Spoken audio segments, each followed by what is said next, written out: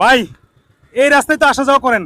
আসসালামু আলাইকুম। এখন আমি আছি আমাদের সিরাজচর থেকে দাউদকান্দি রাস্তার এখানে একটা স্টিলের ব্রিজ আছে, যদি ব্রিজটা দেখাও। এই সামনে একটা স্টিলের ব্রিজ।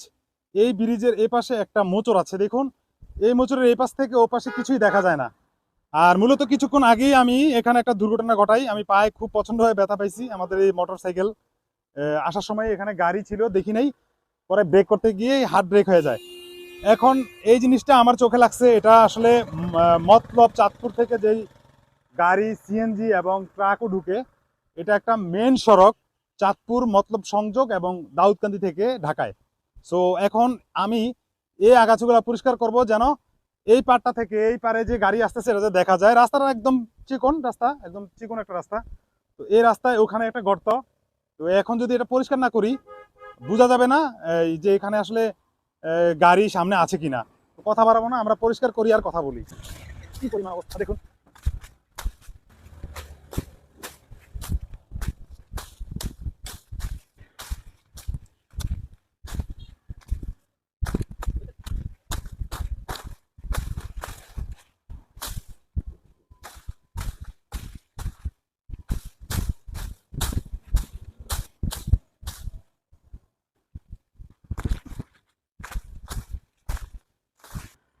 কত সুন্দর।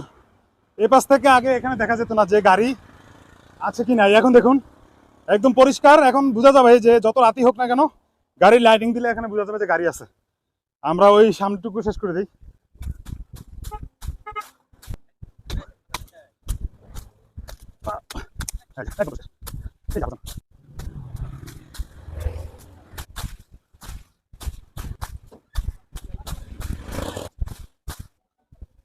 এবার আমরা পুরোটা পরিষ্কার করলাম, দেখুন কতটা সুন্দর।